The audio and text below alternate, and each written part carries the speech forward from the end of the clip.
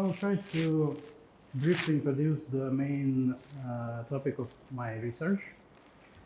As a team, we are working on the quantum chemistry, on developing new artificial intelligence tools to solve the problems in chemistry, starting with the first principles, with the quantum physics. And of course, the quantum chemistry itself can have any meanings, but what I'm saying about is the quantum physics for chemistry. Okay, I will start with the simple idea, with the fundamental. So as you know, all the world is built up from the atoms and maybe some subatomic structures. And these atoms are arranged in the structures we call molecules. And when you were learning in the school, especially in the first classes, they told you that the molecule is the simple formula of number of atoms, but in the real world, the molecule is the unstable 3D structure, which floats and changes over the time. But we can try to imagine that we can fix the one position of the atoms, and we will call this arrangement the conformation. And we can try to evaluate the conformation itself. And the first and probably the main property of the conformation is its potential energy. The energy of the interatomic forces and how do they interact with each other. Okay, so we will discuss the different approach to work with conformations and what problems do we have there and how to approach the chemistry from this point.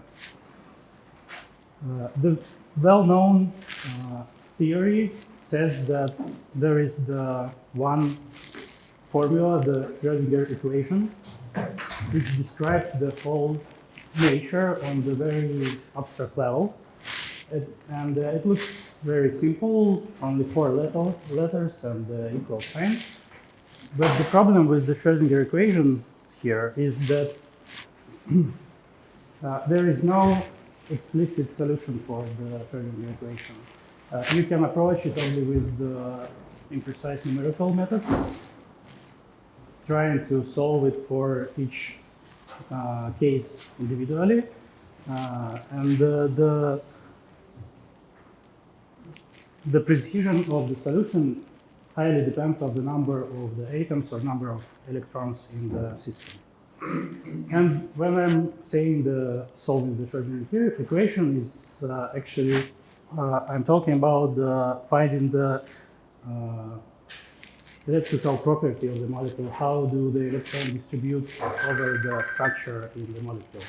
Because all the physics of the molecule depends on the distributions of the electrons in the molecule. And of course, if you don't want to go for the computationally expensive solution, you can try to use some approximate methods, such as handcrafted force fields. The well-known one is called the MMFF. It's a force field from the Merck, the big pharma company. I believe it's actually Merck molecular force field, which based on the DFT, on the dense functional theory computation, but approximates it with simple rules. It's the plain sum of terms. Every single term here is the type of interaction between the subset of atoms in the molecule. For example, the pairwise interactions. How do the atoms how the distance between atoms distributes and how does it interact on the potential energy for the triplets of the atoms, quadruplets, etc. And of course, some electrical terms as well. Here, the van der Waals and the basic Coulomb interactions. Okay, so the difference between these two approaches is that this one is imprecise and but very fast, and all the methods based on the numerical solution of the Schrödinger equation in general are computationally expensive, but you can achieve any precision you want. Of course, sometimes it will take the infinite time. So we are approaching the same problem with the deep learning techniques, and the main idea here is that when you're trying to predict something about the molecule, you can try to predict the final property of the molecule, for example, the ability to cure some disease or something like that. But you will have problems with the data. It's quite difficult to collect the big amount of data about the specific disease or specific protein or etc., because it's just expensive. You have to go to the laboratory, you have to create this molecule in real life, you have to test it on humans. Of course, it's a very long process and very expensive. So the data is limited when you're trying to directly predict the final property. And the standard approach, the most common approach, is called the ab initio approach, which is part of the pipelines in the big pharma. It's saying that you can compute the fundamental properties using density functional theory, solving the Schrödinger equation, and then inferring from that point to the properties of the molecule with relatively cheap calculations. For example, if you know the electron structure of the molecule, you can try to predict the solubility of the molecule, which is an important property in the chemistry. Okay.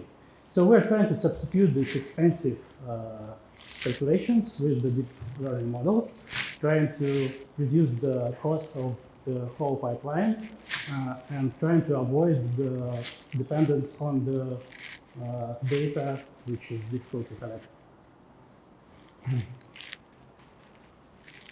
And the main block of this solution is the very basic network, which were published already 6 years ago online, the Schnedt model. The SCH is from the Schrödinger here. So the idea of this model is to apply the graph convolutional neural networks to the molecular graph to predict the energy and forces in the molecular conformation. They started with the very simple data set with small molecules, but collected from the high quality DFT data, and trained the network for the two targets. Here you can see that main target was the energy prediction, the energy of specific conformation, and the second target was the prediction of interatomic forces. And the brilliant idea here is that imagine you have the network trained to predict energy without any error. So you basically have the optimal solution for the Schrödinger equation, and in form of the differentiable function, right? So if you will take the negative gradients of this function according to the atom coordinates, you will basically get the forces acting on the atoms. So in this work, they propose to not predict the forces in feed-forward way in the traditional approach, but in the way of gradients of the network itself, and train the network with two losses combined. And the basic architecture is here. Here is the graph convolutional networks, which I believe came from the belief propagation nets from the basic mathematics fields, but the main difference from the basic graph convolutional networks here is that we encode the distance between the atoms in the form of the number of radial basis functions. So every distance between every pair of atoms also go into the number of RBFs and used as the vector representation of the distance. Okay, there are many other. It's not a fixed number. I'm sorry. No, the distance is not a single number. You have the several RBFs with different parameters, and you encode the single distance in the vector of this functional RBF.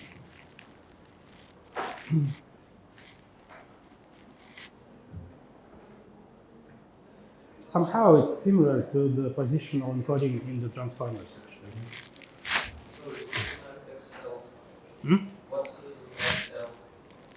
X is the atom representations.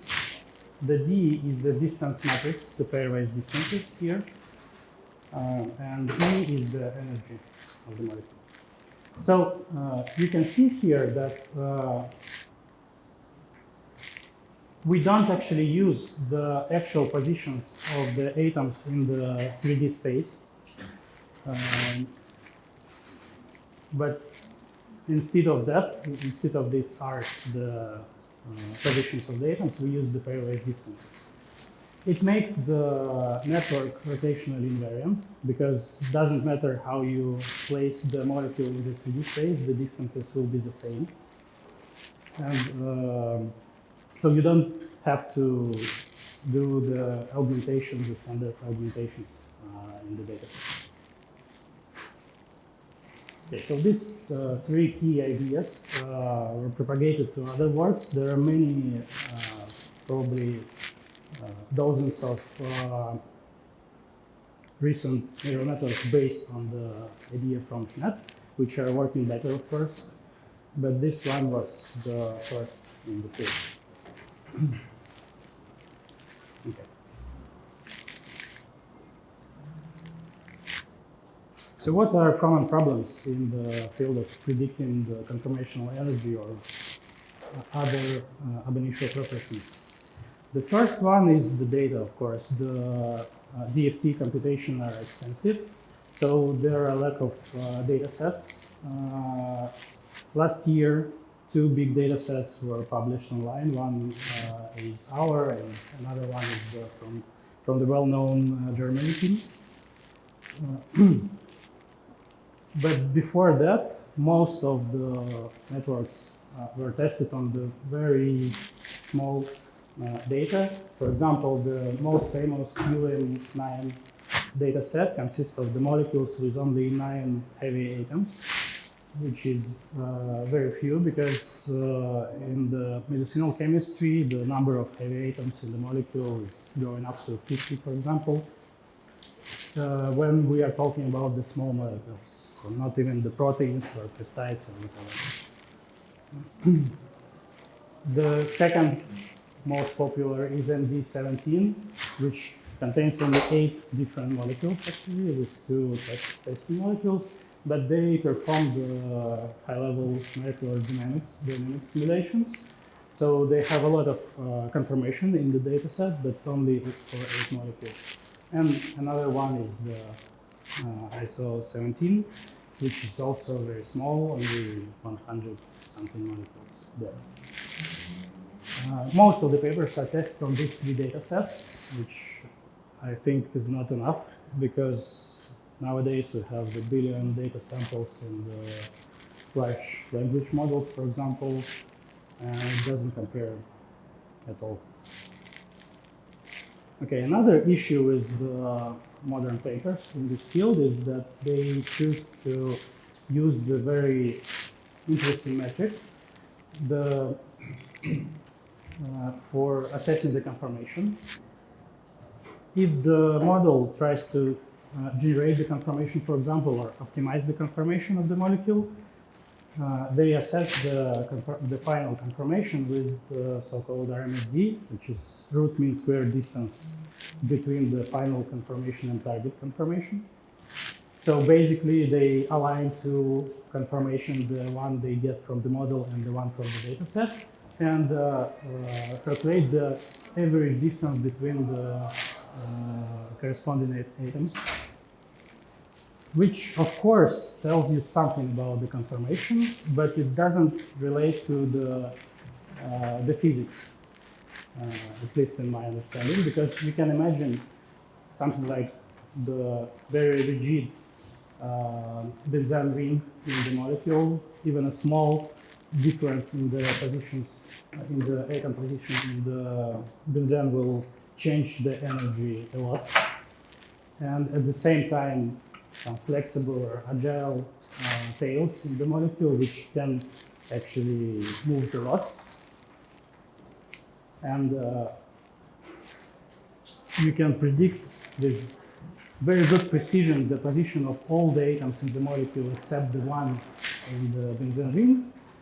You will have the very low RMSD score, but very high,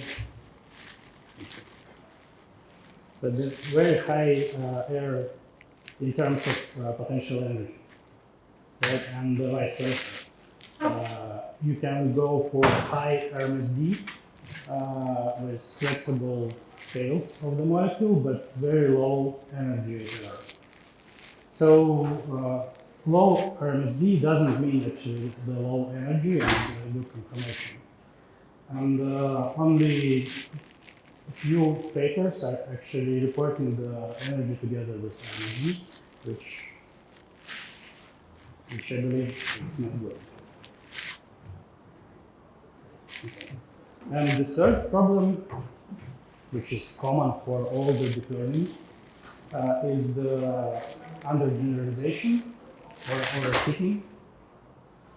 We performed a very simple experiment. We trained one of the recent paper called train on the big data set and tried to use the forces from the model to optimize the molecular confirmation, to go to the lower energy states of the confirmation and assess the quality of the model on the new confirmation which obtained during the trajectory of the optimization. And you can see that when you're starting with the confirmations in the data set, which are within the distribution you learned, the error, the average error in terms of energy and in terms of forces are quite low. But when you're going to the new states using your own neural network, the error grows. And actually, sometimes it grows in the order of several magnitudes. So basically, the model is fitting to the distribution which is in the training set and doesn't perform good on the close to optimal confirmations, which again doesn't seem profitable because in most cases you are interested in the confirmations which are close to optimal because in the real world you will meet them more often than the suboptimal confirmations. Okay.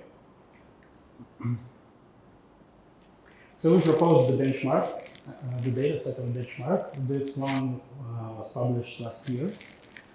We took the Moses data set. It's the Moses data set is a filtered sync database. It contains about 2 million of different molecules, drug-like molecules with number of atoms in the range from 20 to 50 or something like that. So very diverse data. And we took the half of them, generated several confirmations for each molecule, and we clusterized them, of course, to take the diverse confirmations and compute with the DFT. Perform the DFT computation to get the energy and forces for every single confirmation. It took us about 50 CPU years to compute all this stuff, which is a lot, of course, but it's available online for everyone. And we took several models, including the linear regression, actually, which doesn't perform much worse than other networks on the big data, as we showed in the paper.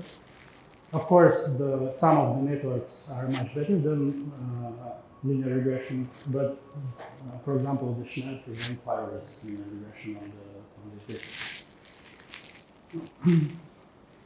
Okay, so we published the data and benchmark, and we are continuing the work.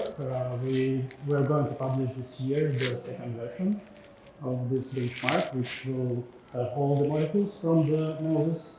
So it's about twice big. In number of confirmations, more than twice big. Some additional recent models here, including the pain I mentioned already. And we add the new task, the geometry optimization, the conformational optimization of the molecule. So we will benchmark not only the energy forces, not only the properties of the Schrödinger equation solution, but also the accumulation column.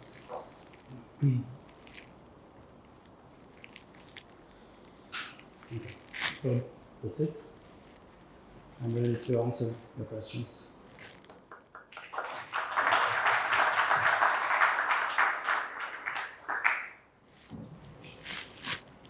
Could this DFT calculations or ML DFT calculations be used, for example, for existing nano databases, nanoparticle databases, which are about too small, ultra small in their size, which could be fine for DFT calculations. So, right. So it depends on what you're talking about in terms of nanoparticles, because as I understand, the nanoparticles, it is still several atoms, right?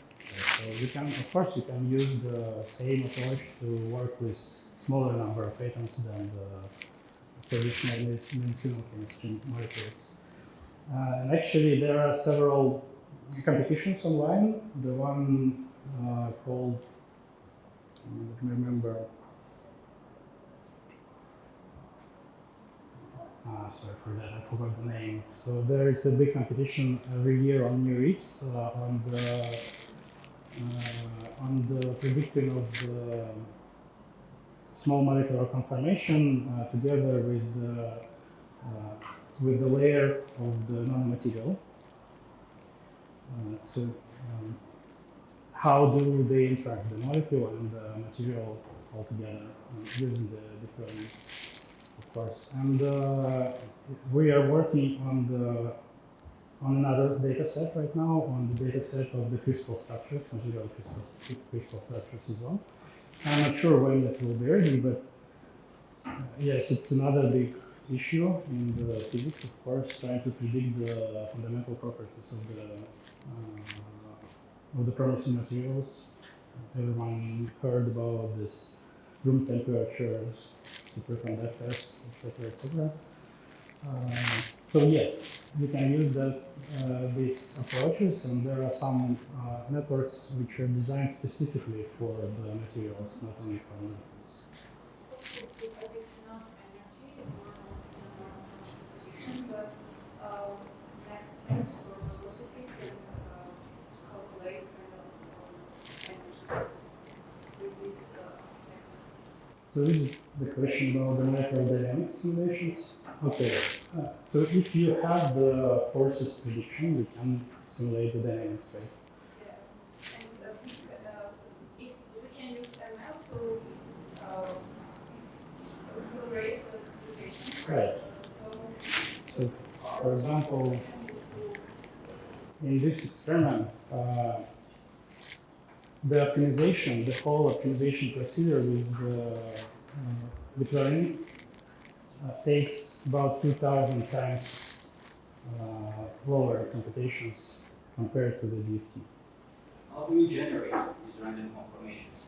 Do you use energy models to do electrodynamics or create other serial examples? Okay, so here in the data set, we use the RDP, the MMFF force field, to create the confirmations for each molecule. So it's basically handcrafted force field.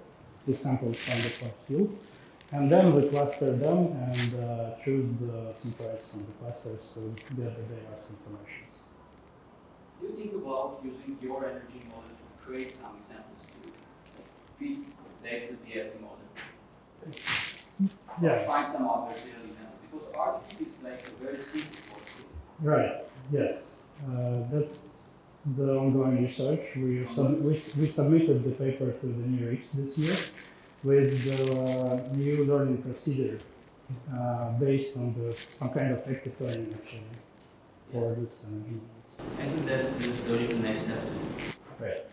Do these networks work well? Like, is it now the bottleneck moves to the machine learning part, or is it still in the data part? It works. So for example, here the pain and the recently published the delta learning approach are on the chemistry level of the precision. So it's already on par with the DFT. The problem is that it's still overfitting to the data set, so you have to get more data to train it. Or use some specific approaches to train it and not overfitting. But the precision is good. Essentially, it's still the data is the bottleneck. Right. So you increase the data, but the networks are already there.